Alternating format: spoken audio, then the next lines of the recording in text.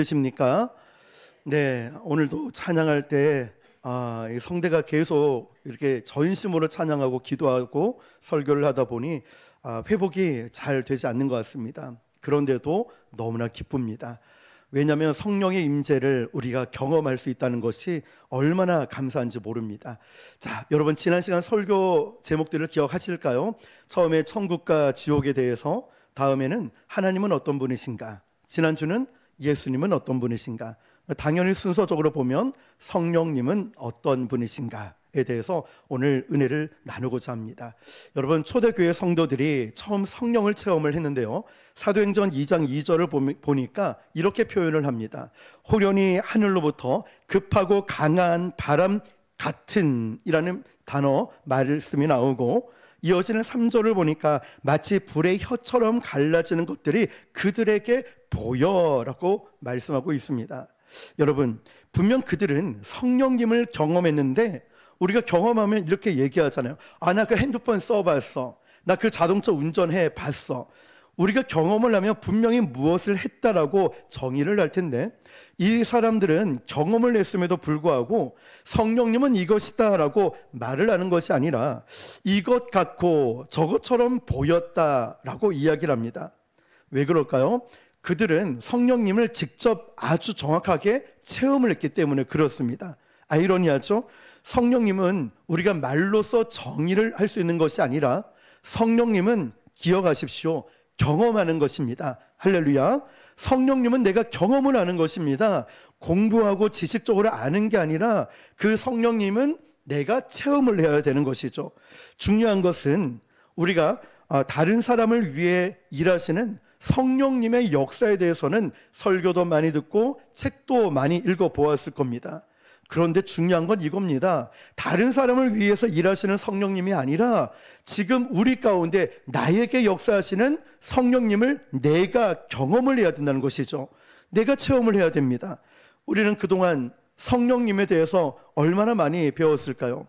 저는 설교 자료들을, 설교 원고를 한 20년 가까이가 모아져 있습니다. 그런데 교회를 개척을 하고 이전해 와서 홈페이지 안에 성령에 대해서 제가 얼마나 설교를 했나 봤더니 39편이 있더라고요. 야, 도대체 성령 설교를 이렇게 많이 했구나, 얼마나 많이 했는지 놀랍더라고요. 그런데 그만큼 여러분도 성령에 대해서 얼마나 많이 들었을까요? 성경에 나와 있는 성령님, 또 누구에게 임했던 성령님을 배우는 것도 참 중요하지만 더 중요한 것은 기억하십시오. 말씀을 들음으로 끝나는 것이 아니라 오늘 이 시간에 성령의 역사를 내가 체험하는 것이 가장 중요합니다. 오늘 저는 저와 여러분들이 성령의 임재와 역사하심을 체험할 수 있기를 주님의 이름으로 축복합니다. 자, 오늘 두 가지를 나누고자 하는데요, 한 가지는 성령님은 누구신가? 금요일 날 오신 분들은 아마 많이 들으셔서 아실 거라 생각하고요. 그렇지만 주일 날은 못 들은 분이 계시기 때문에 여러분들이 아셔도 조금 한 번 더 들어주셨으면 좋겠고, 두 번째 대지는 성령의 임재가 있으면 어떠한 역사가 일어나는가, 이렇게 두 가지를 나누어서 나누고자 합니다. 첫 번째는 성령님은 하나님이십니다. 성령님은 단순히 능력, 힘이 아니라 인격을 가지신 분이십니다. 자, 이게 중요한데요, 제가 오늘 새벽 2시까지 설교를 준비했거든요. 그런데 성령에 대해서 설교를 준비하면서 자꾸만 제가 뒤를 쳐다보게 되고 옆을 보게 돼요. 성령께서 나와 함께 하심이 느껴지는 거예요. 그 어느 때보다 강렬하게 성령님이 나를 쳐다보고 나와 함께 하고 있다는 게 느껴져요. 왜 그럴까요? 성령님은 인격적이시기 때문에.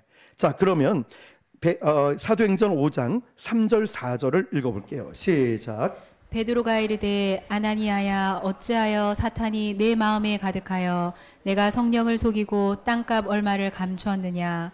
땅이 그대로 있을 때에는 내 땅이 아니며 판회도 내 마음대로 할 수가 없더냐?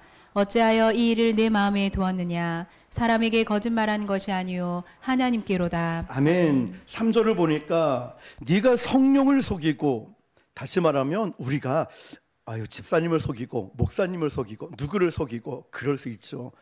그런데 성령을 속였다는 말은 인격체를 의미하고 있고요, 4절에 보니까 어찌하여 이 일을 내 마음에 두었느냐? 사람에게 거짓말한 것이 아니요 누구에게요? 하나님께 거짓말했다는 거예요. 그러니까 성령님은 인격을 가지신 하나님이시다라는 거죠. 베드로는 성령을 속이는 것을 곧 하나님을 속이는 것이다 라고 말을 합니다. 왜냐하면 성령님이 하나님과 동등됨이기 때문에. 두 번째, 그러면 예수님은 성령님을 또 다른 보혜사라고 합니다. 자, 화면을 보시면은 헬라어로 보혜사를 파라클레토스라고 불러요. 그 뜻이 뭐라고 되어 있죠?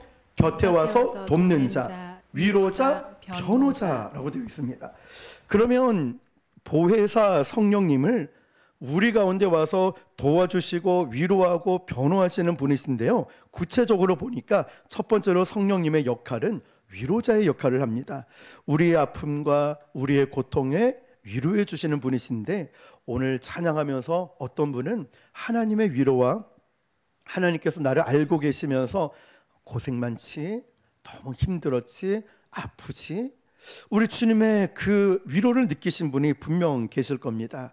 성령께서 여러분의 마음을 만지신 거죠. 고린도후서 7장 6절입니다. 시작. 그러나 낙심한 자들을 위로하시는 하나님이 기도가 om으로 우리를 위로하셨으니. 아멘.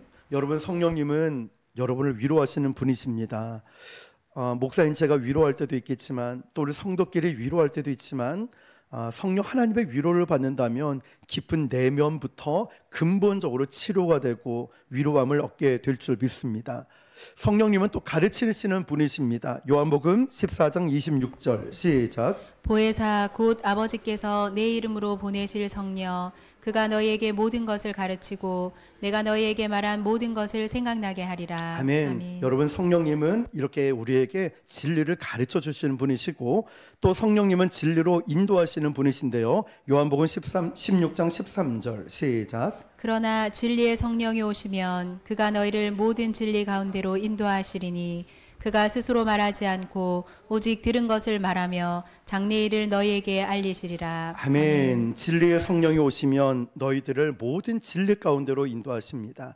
자, 이 말씀처럼 성령님은 진리 가운데 우리를 인도하시는 분이십니다. 자, 그러면 세 번째, 성령님은 어떤 분이시냐면 멀리 계신 분이 아니라 바로 내 안에 계신 분이에요.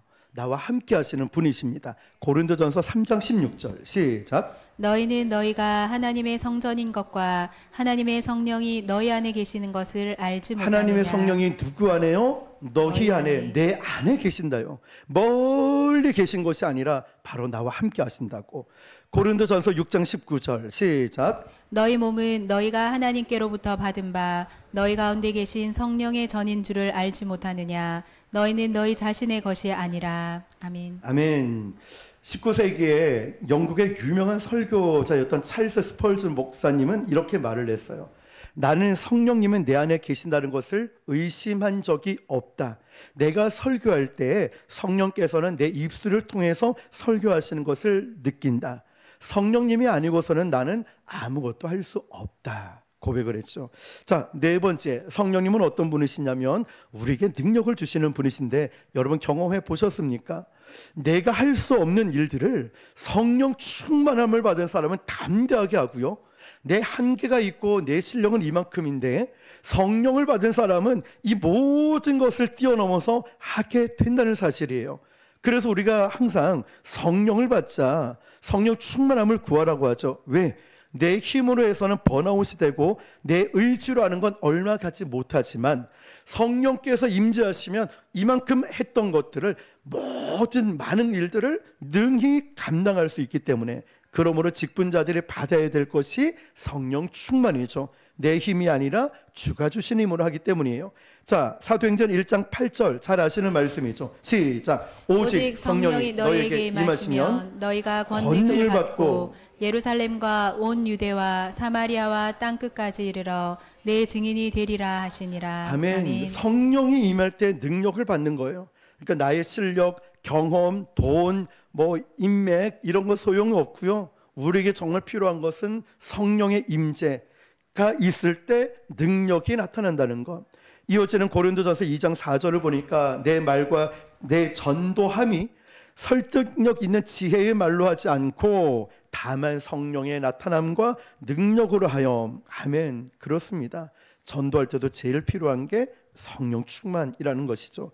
D.L. 무디는 이런 말을 냈습니다. 성령의 능력 없이는 나는 아무것도 할 수 없다. 성령의 능력에 임할 때 평범한 사람이 비범한 사람이 될 수 있고, 성령의 능력이 임할 때 하나님의 위대한 일을 할 수 있다. 여러분, 주의 일을 하실 때 기억하십시오. 성령이 임하고 나서 일들을 감당하면 위대한 일을 할 수 있다는 이 원리를 꼭 놓치지 마시길 바랍니다. 십자가와 칼이라고 유명한 데이비드 월커스라는 목사님은 뉴욕에 있는 갱단 청소년 사역을 해왔습니다.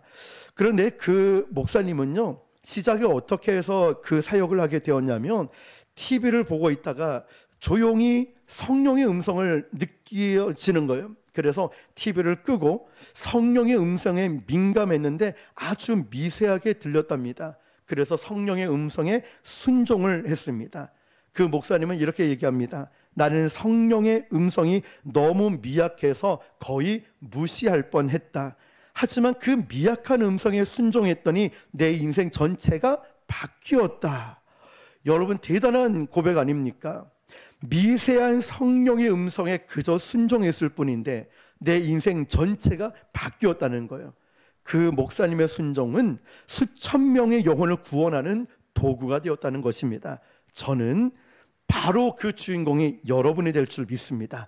작은 성령의 음성에 순종하여 여러분을 통하여 우리 교회뿐만 아니라 이 지역이 완전히 뒤집히는 역사가 일어날 줄 믿습니다. 자, 다섯 번째로 성령님은 어떤 분이시냐면 우리 안에 거룩한 열매를 맺게 하시는데요. 잘 아는 말씀이죠. 갈라디아 5장 22절 23절 시작. 오직 성령의 열매는 사랑과 희락과 화평과 오래 참음과 자비와 양선과 충성과 온유와 절제니 이 같은 것을 금지할 법이 없느니라. 아멘. 마틴 로이드 존슨 목사님 후임으로 오셨던 저 영국의 웨스트민스터 채플에서 목회를 하고 계신 로버트 틸만 켄달 목사님이 계셔요. 이름이 참 길죠. 줄여서 제가 켄달 목사님이라 할게요. 근데 이 켄달 목사님이 이렇게 말을 했습니다. 하나님과 가까워지는 가장 좋은 방법은 나를 죽일 듯이 미워하는 적을 만남으로써 예수님처럼 산다는 것이 무엇인지 배워나가는 것이다. 여러분, 다윗에게 있어서도요, 최악의 시간이 다윗의 미래에게는 최상의 시간이었습니다. 이해가 되십니까? 다윗을 죽이려 하고 다윗이 억울한 일을 당하고 다윗이 도망자 신세로 미친 척을 하고 믿음에서 실패한 적도 많이 있었던 최악의 시간이 미래의 다윗을 만드는데 그 시간이 반드시 필요한 시간이었다는 거예요. 오늘 우리가 최악의 시간이라고 생각하는 사람이 있다면 바로 성령의 임재 가운데 있는 사람은 여러분의 최악의 그 시간이 여러분의 나중에 필요한 그 시간에 최상의 시간으로 하나님께서 바꿔주실 줄 믿습니다. 예수님은 이처럼 우리 안에 거룩한 열매를 맺게 해주십니다. 성령님께서 말이죠. 여섯 번째를 보니까 성령님은 어떤 분이시냐면 기도를 도우시는 분이십니다. 성령님은 우리의 기도를 도우시는 분인데 요즘 금요 기도회가 뜨겁죠. 기도하실 때 보면은 예전과 다르다는 게 느껴집니다. 금요일뿐만 아니라 평소에 우리 성도님들 기도하는 거 보면 달라지는 게 느껴지는데 저도 달라진 것 같아요. 뭐냐면 분명히 방언으로 기도하는데 무슨 기도를 하는지 모르는데 기도가 끝나고 나면 마음이 그렇게 평안할 수 없어요. 이게 뭘까요? 성령께서 내 기도를 끌고 가시는 거예요. 성령께서 여러분의 기도를 이끌어 가시는 거예요. 생각지도 못한 성도를 위해 기도하고 생각지도 못한 교회를 위해 기도하게 만드는 것, 이것이 우리가 그냥 한국말로 기도하는 것보다 방언을 받게 되면은 성령께서 이끌어 가시는 게 확실하게 느껴진다는 거죠. 로마서 8장 26절입니다. 시작. 이와 같이 성령도 우리의 연약함을 도우시나니 우리는 마땅히 기도할 바를 알지 못하나 오직 성령이 말할 수 없는 탄식으로 우리를 위하여 친히 간구하시느니라. 아멘. 여러분, 우리는 마땅히 기도할 바를 알지 못할 때가 있습니다. 이게 기도를 제대로 하는 건가? 그런데 성령께서 말할 수 없는 탄식으로 우리를 위해 친히 간구하신대요. 우리 기도할 때 말이죠. 감리교 창시자였던 존 웨슬리는 이런 말을 했습니다. 성령께서 내 기도를 도우실 때 나는 하나님의 마음을 더 깊이 이해할 수 있었고, 그리고 하나님 뜻에 따라 나는 기도할 수 있었다. 성령께서 기도를 이끌어 가실 때 하나님 마음이 느껴진다는 거죠. 자, 7번째를 보니까요, 성령님의 궁극적인 목적은 예수 그리스도를 증거하는 것인데요, 요한복음 15장을 보니까 진리의 성령이 오실 때 그가 나를 증언하실 것이요, 요한복음 16장 14절에 그가 내 영광을 나타내리니 내 것을 가지고 너희에게 알리시겠습니다. 아멘. 세계적인 전도자 빌리 그레엄 목사님은 이런 말을 했습니다. 내가 복음을 전할 때 성령님께서 사람들의 마음을 감동시켜서 예수 그리스도를 구주로 영접하게 만들었다. 성령님이 아니면 나는 아무것도 할 수 없고, 성령님이 아니면 그 누구도 예수를 구주로 영접할 수 없었다. 여러분, 중요한 포인트가 이거죠. 성령께서 역사하셨기 때문에 저와 여러분이 예수님을 나의 구주로 믿고 이 자리에 예배하러 나오신 줄 믿습니다. 하나님께서 여러분을 불러주신 거예요. 사랑하는 아들아, 사랑하는 딸아, 예배 드리러 와야지, 얼로와 빨리 와 불러주신 것입니다. 자, 그렇다면 여러분, 이제 성령님께 대해서 알아보았다면 왜 성령을 받아야 되고 그 능력의 역사는 어떤 것인지 간단하게 살펴보겠습니다. 초대교회 마가다락방을 보시면 그 사람들이 모였습니다. 왜 모였을까요? 그들은 두려웠기 때문에 모였습니다. 예수님께서 부활 승천하시고 사람들이 자꾸만 예수 믿었다는 이유로 핍박을 하고 있으니 이들끼리 할 수 있는 일이 없었다는 거예요. 그래서 그들은 두렵기 때문에 마가다락방에 모였습니다. 그런데 이 말씀을 쭉 보면은 특징이 뭐냐면 예수님의 제자들 역시도 별의별 사람들이 다 있었어요. 그런데 결론적으로 보면 그들이 하나 되었다는 거예요. 도저히 하나 될 수 없는 사람인데 하나가 되었다는 거예요. 이유가 뭘까요? 그들은 한 가지, 성령을 체험했다는 사실이에요. 예수님이 계시지 않은데 그 안에 성령께서 그들의 마음을 하나로 모으기 시작했다는 것입니다. 무슨 의미일까요? 그들은요, 한 마음으로 모일 수 있는 공동체가 아니었어요. 서로 다른 마을에 살았고 마음도 달랐고 환경도 달랐습니다. 그들 마음속에는 그냥 두려워, 무서워 이런 마음밖에 없었는데 환경은 다 달랐지만 모여서 함께 기도할 때 누가 임하셨죠? 성령이 임했다는 거예요. 임하고 난 결과가 뭐였냐면 하나 되게 만들었다는 사실이에요. 그러니까 우리의 순서를 잘 기억해야 됩니다. 하나 되게 해주십시오. 하나 되게 해주십시오.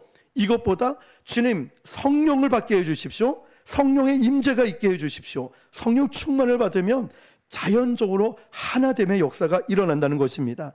그러니까 여러분, 우리가 실패, 두려움, 어려움 여러 가지 일들이 있지만 우리가 실패했다고 성령의 임재를 경험하지 못한다? 아니라는 거예요. 목사님, 저는 아직 성도밖에 안 됐어요. 교회 온 지 얼마 안 돼서 하나님의 임재, 성령을 경험 못합니다? 아니라는 거예요. 신앙의 연수, 직분 중요하지 않다는 거예요.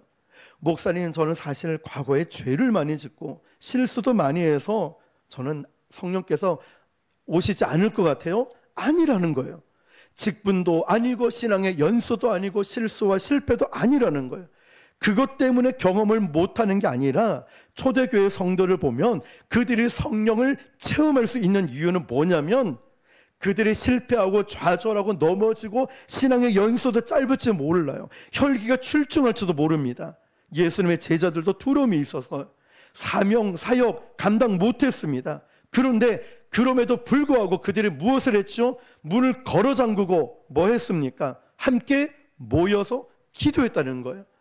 그러니까 그 두려움 가운데 함께 모여서 기도하니까 성령께서 임재하셨다는 거예요. 이게 바로 초대교회를 움직이는 원동력이 되었고 교회를 세우는 힘이 되었다는 거예요. 잘 기억하십시오. 우리 교회에도 지금 필요한 것이 무엇일까? 우리 교회에 문을 걸어 잠글 수는 없겠지만 우리가 함께 모여서 기도하는 것, 두렵지만 어렵지만 힘들지만 모여야 되는 것, 우리가 다른 시간을 못 빼더라도 예배, 공적인 예배 있죠. 새벽 기도 시간에, 화요일 중보 기도 시간에, 수요일 금요 시간에 모이는 거예요. 모일 때 뜨겁게 기도하는 거예요. 성령의 임재를 위해서. 저는 이런 생각을 해봤습니다. 아니, 성령의 임재가 그렇게 중요해? 한번 생각을 해봤습니다. 예수님의 제자들이 예수님과 함께 다니고 말씀도 듣고 기적도 보았고 예수님의 능력 행함을 다 보았습니다. 근데 능력이 없었어요.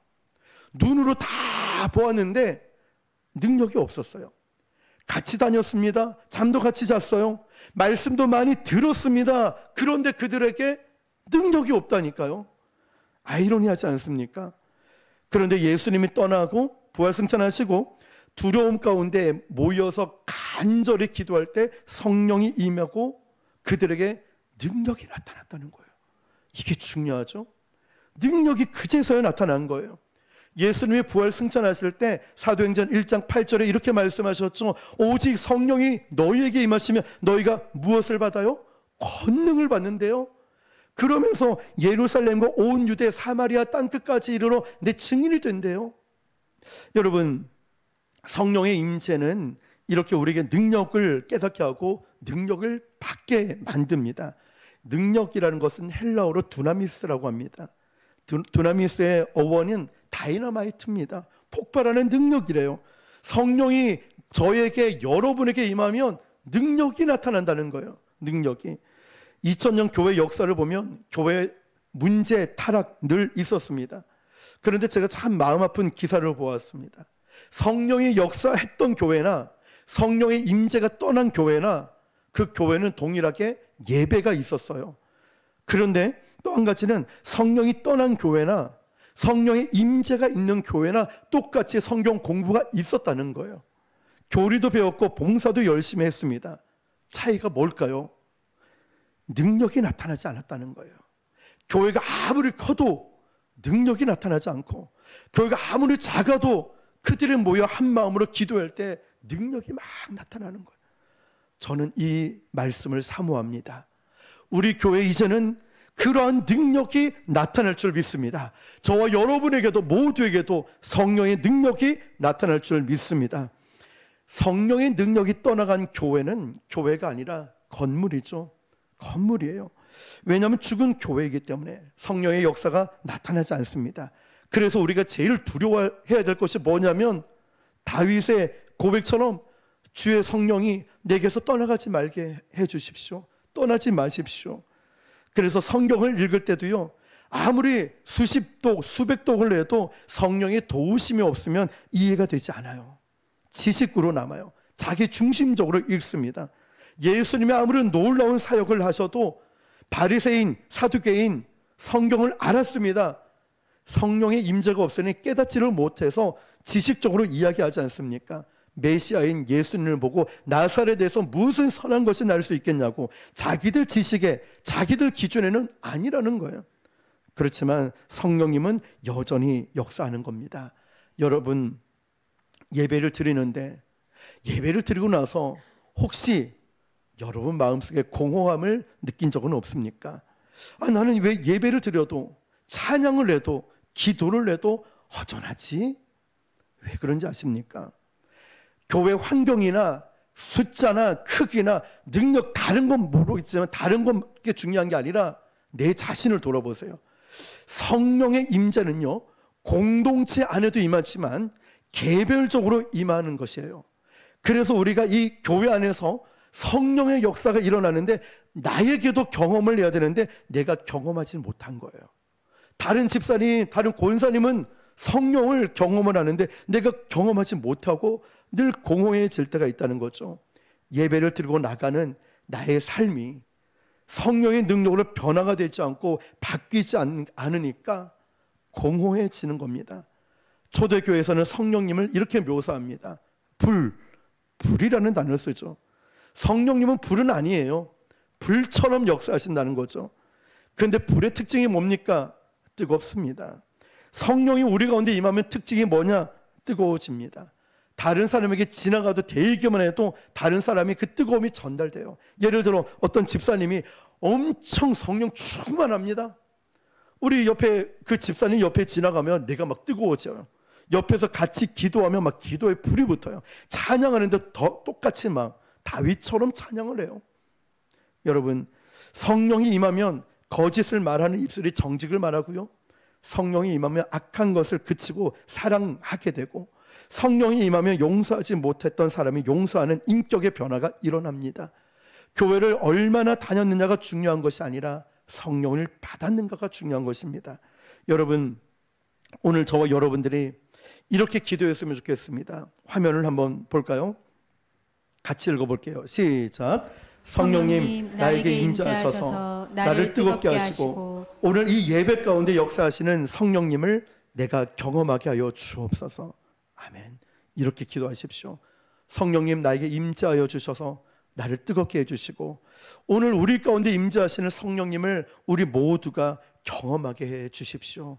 오늘 그런 성령의 역사가 우리 모두 그리고 여러분 모두에게 임하기를 주님의 이름으로 축원합니다. 기도하겠습니다.